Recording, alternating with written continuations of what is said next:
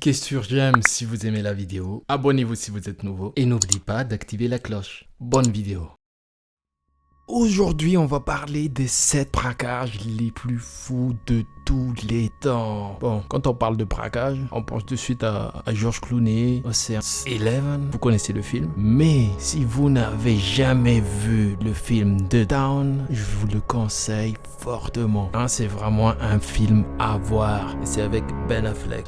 Je vais pas vous raconter toute l'histoire. Moi, quand je regarde un film comme ça, je regarde même pas la bande-annonce, vous voyez. J'aime bien être surpris de A à Z. Sinon, c'est bien beau de parler de toutes ces fictions, mais je peux vous garantir que oui, des fois, il se passe des choses encore plus ouf dans la vraie vie. C'est pour ça qu'on va voir aujourd'hui les 7 braquages les plus ouf de tous les temps. Numéro 1, la chambre des coffres forts de Knightsbridge. Knight, bref, ça s'écrit comme ça. L'histoire se passe en 1987 à Londres. Et vous allez voir qu'il s'est passé pas mal de choses à Londres. C'est vraiment une ville de ouf en termes de braquage. Bon, je vous raconte l'histoire. 2 personnes arrivent bien habillées au centre de Knightsbridge. Encore une fois, ça s'écrit comme ça. Et demandent à louer un coffre sécurisé. Une fois arrivés dans la salle des coffres, ils sortent des calibres et maîtrisent les employés et les gardes. Après, ils ont fait entrer leurs complices. Allez les gars, entrez, c'est la fête. Ouhou. Après, ils ont mis un panneau fermé sur la porte. Je sais pas si vous arrivez à imaginer la scène, mais c'est juste ouf. Du coup, maintenant que tout est sous contrôle, là, ils ont juste pris leur temps pour dérober les coffres. Et écoutez bien, leur butin s'élève à, écoutez bien, 110 millions de dollars. C'est juste une somme colossale. Mais ce qui est encore plus fou dans l'histoire, c'est que seulement quelques mois plus tard, l'un d'eux fut arrêté. Il s'agit de Valerio Vice. Enfin, je parle pas non plus italien. Et pourquoi? Parce qu'il a juste laissé ses empreintes partout. Mais attends les mecs, les gants en cuir, c'est la base quand même, non? Numéro 2, aéroport d'Amsterdam Schiphol. Enfin, on est d'accord qu'on parle pas de... Encore une fois, ça s'est écrit comme ça. L'histoire se passe en 2005. Et cette fois-ci, il ne s'agit pas d'argent, mais de diamants sa mère. Ok, je vous explique comment ils ont fait. Accrochez-vous. C'est juste un truc de malade. Et je rappelle que l'histoire s'est passée dans un aéroport. Du coup, les malfaiteurs se sont déguisés en employés de la compagnie KLM. Non, c'est pas OKLM. Du coup, les 4 personnes ont réussi à infiltrer la compagnie comme ça. Juste comme ça, facile. Et puis, ils se sont emparés d'un des fourgons contenant des diamants qui vaut, écoutez bien cette fois-ci, qui vaut 118 millions de dollars. Et encore, il paraît que c'est juste une estimation. Donc, c'est peut-être même 3 fois plus ou 4 fois plus selon les spécialistes. Et voilà, c'est tout. Il n'y a pas de chute, l'histoire s'arrête là. Et on les a jamais retrouvés. Numéro 3, Harry Winston, en 2008. Enfin, une histoire qui se passe en France. L'histoire se passe dans l'une des bijouteries les plus prestigieuses de Paris. Ce qui est cool, enfin, il n'y a rien de cool dans un braquage et c'est fortement interdit de reproduire ça chez vous. Par contre, il faut dire que celui-là s'est passé sans violence, dans le calme total. Enfin, avec des armes, mais sans violence. Il y a une nuance. Et ils ont réussi à s'enfuir avec 115 millions de dollars. Mais bon, malheureusement pour les braqueurs et heureusement pour le proprio, ils ont tous été arrêtés, du plus petit au plus grand, parce qu'ils étaient 25, ils avaient entre 22 à 67 ans. Franchement, c'est la première fois que je vois ça. Et je pense pas qu'ils ont tout de suite réussi à trouver les 25, c'est un peu ouf quand même. Peut-être qu'ils ont juste arrêté quelques personnes au début, et ces quelques personnes ont balancé leurs potes, et ainsi de suite, jusqu'à ce qu'ils se font tous arrêter.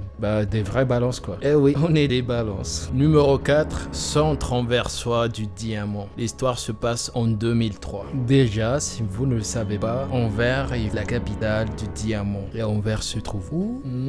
Anvers ne se trouve pas en France, mais en Belgique. Bon, ce casse, ils l'ont surnommé le casse du siècle. Ce braquage porte bien son nom. Pourquoi? Parce que la salle des coffres est juste bourrée de sécurité. Et puis, ils ont aussi équipé la salle d'un radar Doppler. Enfin, ça s'écrit comme ça, mais moi, je dis Doppler parce qu'on dit pas Hitler, mais Hitler. Sinon, c'est quoi ce radar? radar Doppler. Moi je dis que c'est sûrement pour détecter les déplacements dans la salle. À part ça, elle est aussi munie d'un champ magnétique et d'un sismomètre. C'est un instrument pour mesurer la vibration du sol. Si tu arrives à passer tout ça, tu arrives devant les coffres. Il te faut encore trouver chaque combinaison de chaque coffre. Ils ont réussi à passer toutes ces épreuves. C'est vraiment des vrais pros les bâtards. Ils sont partis avec une somme de 110 millions de dollars. Et en tant que pro, bien sûr, ils ont pris aussi la vidéocassette piratée et ils les ont arrachés, ils sont partis avec. Ben, c'est des pros, quoi. Rien à dire. Par contre, ils ont pris un petit sandwich, peut-être chez McDo. Ils ont mis ça dans un sac de poubelle et ils ont mis dedans la vidéocassette piratée, les vidéos de surveillance. Ils ont jeté ça dans la forêt. Résultat, ben, c'est ce qui a permis aux forces de l'ordre de les arrêter, tout simplement. Parce qu'ils ont laissé leur ADN et tout ça dans le sac. Comme quoi, c'est pas bien de ne pas respecter la nature. Numéro 5, braquage de Bagdad en 2007. Désormais, on passe à un autre niveau. On va plus parler de 100 millions, 110 millions, mais d'une somme de 280 millions. Et comme on a vu tout à l'heure avec les 4 premiers braquages, braquer une banque est juste compliqué. Pourquoi? Parce que déjà, il faut savoir pirater. T'as intérêt à être ou avoir un spécialiste en caméra de surveillance et très bonne connaissance en informatique souhaitée. Il faut aussi connaître parfaitement tout le système de sécurité de la banque, le connaître par cœur, les apprendre par cœur, comme dans Casa de Papel, neutraliser les gardes, savoir ouvrir les coffres, et j'en passe. Et bien sûr, il faut laisser aucune trace. Il faut également respecter la nature, ne pas manger de sandwich et tout ça et tout ça. La liste est juste longue. Mais on se posait la question, et si on avait les clés de toutes les portes et qu'on avait la possibilité de désactiver tout simplement les alarmes? Eh bien, ça aurait été largement plus facile. Eh ben oui, c'est ce qui s'est vraiment passé à Bagdad le 12 juillet 2007. Les gardes de nuit ont juste pris 280 millions de dollars et puis ils ont ouvert la porte, ils sont sortis, ils ont fermé la porte et ils sont partis. On les a jamais retrouvés, ni l'argent bien sûr. Numéro 6, Boston 1990. Ce prochain cas, c'est un peu particulier. Quand on parle de braquage, on pense à l'argent, diamants, de l'or, n'importe quoi. Mais ces gars-là, ils ont juste une imagination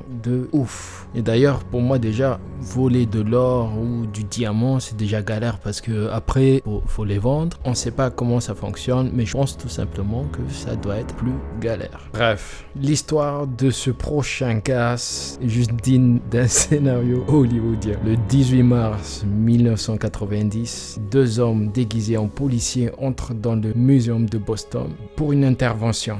Une fois à l'intérieur, ils ont enfermé les gars où ils ont commencé à soigneusement voler des tableaux d'art d'une valeur de 300 millions de dollars. D'ailleurs, je me demande comment ils ont fait pour les vendre après parce que c'est quand même des tableaux assez particuliers. Mais bon, ils l'ont fait et dites-vous qu'ils ont pris leur temps parce qu'ils ont mis 1h20 pour les prendre. Puis, avec calme et sérénité, ils ont arraché les bandes vidéo. Du coup, impossible de les connaître, impossible de les tracer. Bye bye les Vermeer, Manet, ainsi de suite. Bye bye les tableaux. Numéro 7, Bangladesh Bank 2016. On a compris, c'est une banque à Bangladesh. L'histoire se passe en février 2016. Et vraiment, j'ai fait exprès de garder cette histoire pour la fin. Bien sûr, la somme n'est pas ouf par rapport à tous les cas qu'on a vus jusque-là. Mais la façon dont ils l'ont fait, c'est juste ouf. C'est pour ça que je l'ai gardé pour la fin. Donc, accrochez-vous. On a presque fait tout le tour de tous les styles de vol des plus gros cas de l'histoire. Vol d'œuvres d'art, de fourgons, de bijoux, on a tout vu. Mais existe-t-il encore d'autres moyens de braquer des millions plus faciles? Eh ben oui, c'est possible. Il s'agit cette fois-ci d'une cybercriminalité. Je vous raconte l'histoire. Entre le 4 et le 5 février 2016, des cyberpirates ont réussi à dérober une somme de 81 millions de dollars juste en passant par leur ordinateur. Et apparemment, ils avaient en total 1 milliard de transferts en cours. Mais juste à cause d'une faute de frappe dans un de leurs transferts, les banques ont stoppé à temps le reste du transfert. C'est déjà la fin de cette vidéo. Et si vous avez aimé, dites-le en commentaire. Je vous dis à la prochaine pour une nouvelle vidéo.